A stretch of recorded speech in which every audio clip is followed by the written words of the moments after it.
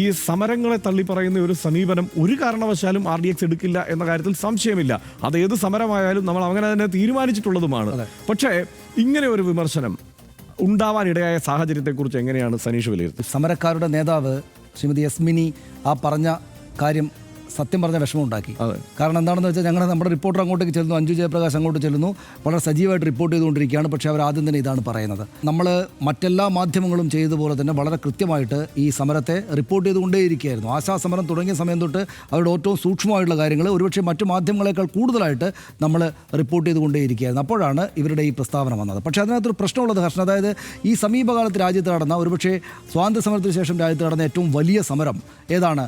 അത് കർഷക സമരമാണ് എന്നെല്ലാവരും പറയും. ഈ കർഷക സമരത്തിൽ പോലും റിപ്പോർട്ട് ചെയ്യുന്ന മാധ്യമങ്ങൾ അതിനകത്തുള്ള പ്രശ്നങ്ങൾ ചൂണ്ടിക്കാണിക്കും, ഇല്ലേ? ഏത് സമരവും സമരത്തോടൊപ്പം നിന്ന് റിപ്പോർട്ട് ചെയ്യുമ്പോൾ അതിൻ്റെ പ്രശ്നങ്ങൾ കൂടെ നമ്മൾ ചൂണ്ടിക്കാണിക്കും. ഇവിടെ ആശാ വർക്കർമാരുടെ സമരത്തിലെ പ്രശ്നങ്ങൾ നമ്മൾ ചൂണ്ടിക്കാണിച്ചു. എന്താണത്? ആശാ വർക്കർമാർ എന്ന് വെച്ചാൽ ഒരു കേന്ദ്ര പദ്ധതിയുടെ ഭാഗമായിട്ട് വരുന്നതാണ്. കേന്ദ്ര പദ്ധതിയുടെ ഭാഗമായിട്ട് വരുന്ന ആളുകൾക്ക് കേന്ദ്രത്തിൻ്റെ ഈ ഭാഗത്ത് നിന്നുകൂടെ ഈ സമരങ്ങൾക്ക് ആവശ്യങ്ങൾ ഉന്നയിക്കേണ്ടതുണ്ട്. അങ്ങനെ ഉണ്ടായിട്ടില്ല എന്ന കാര്യം നമ്മൾ പറഞ്ഞു. അത് സ്വാഭാവികമായിട്ടും ആ നിലക്ക് അവർ കാണേണ്ടതായിരുന്നു. പക്ഷേ ഒരു സമരത്തിന് നേതൃത്വം കൊടുക്കുന്ന ആളുകൾ അതോട് മാധ്യമങ്ങൾ നിരന്തരമായിട്ട് കൃത്യമായിട്ട് റിപ്പോർട്ട് ചെയ്തുകൊണ്ടിരിക്കുന്ന മാധ്യമങ്ങൾക്കെതിരെ ഇങ്ങനെ ഒരു കാര്യം പറയാൻ വേണ്ടി പാടില്ലായിരുന്നു. സമരങ്ങൾ നടക്കുമ്പോൾ അതിനകത്തുള്ള പിശകുകൾ സമര നേതൃത്വവും കൂടെ ആ കാര്യത്തിൽ വേണ്ട ശ്രദ്ധ കൊടുക്കണമെന്ന കാര്യം നമ്മൾ കാട്ടേണ്ടതാണ്, അല്ലേ? തീർച്ചയായും. പക്ഷേ ഇതിലൊരു പ്രധാനപ്പെട്ട പ്രശ്നം ഈ ആശമാരെ തൊഴിലാളികളായി പ്രഖ്യാപിക്കണമെന്നുള്ള ഒരാവശ്യമുണ്ടല്ലോ. അത് ഏറ്റവും നിർണായകമായ ഒരു പ്രശ്നമാണ്.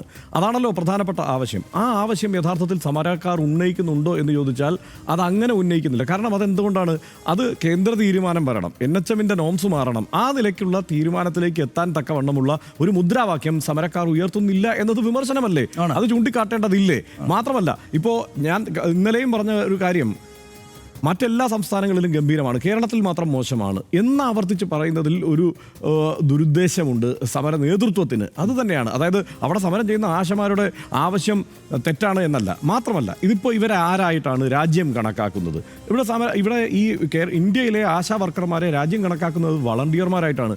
അതിനൊരു മാറ്റം ഇതുവരെ ഉണ്ടായിട്ടില്ല. ആ മാറ്റം ആരാണ് കൊണ്ടുവരേണ്ടത്? അത് കേന്ദ്ര സർക്കാരാണ് കൊണ്ടുവരേണ്ടത്. ഈ ഇൻസെൻറ്റീവിൻ്റെ കാര്യം ഇന്ന് ആശാ സമര നേതാവ് മിനി പറഞ്ഞ ഒരു കാര്യമുണ്ട്. ഇൻസെൻറ്റീവിൻ്റെ കാര്യം പറഞ്ഞിട്ട് അങ്ങോട്ട് പോകേണ്ട കാര്യമില്ലല്ലോ, ഞങ്ങൾ ഓണറേറിയത്തിൻ്റെ കാര്യമാണല്ലോ പറയുന്നത്, ഓണറേറിയം വർദ്ധിപ്പിച്ചാൽ പോരെ എന്ന്. അതിനോട് കൃത്യമായി മന്ത്രി പ്രതികരിച്ച ഒരു കാര്യമുണ്ട്. അതിൽ രാഷ്ട്രീയമുണ്ട്, അത് പൊളിറ്റിക്സ് ആണ്, നമ്മൾ അതിനെ അഡ്രസ് ചെയ്യണ്ടേ. അതിൽ രാഷ്ട്രീയമുണ്ട്, ഒരു സംശയമില്ല. കേന്ദ്രത്തോട് ചോദിക്കാനുള്ളത് ചോദിക്കാതെ കേന്ദ്ര പദ്ധതിയുടെ വോളണ്ടിയർമാരുടെ കാര്യത്തിൽ കേന്ദ്രത്തോട് ചോദിക്കേണ്ട, സംസ്ഥാനം നടപ്പാക്കിക്കൊള്ളട്ടെ എന്ന് പറയുമ്പോൾ അതിലൊരു പ്രശ്നം ചൂണ്ടിക്കാട്ടും. അതേസമയം ആശാ വർക്കർമാരുടെ ആവശ്യത്തിനും സമരത്തിനും ഒപ്പമാണ് നമ്മൾ.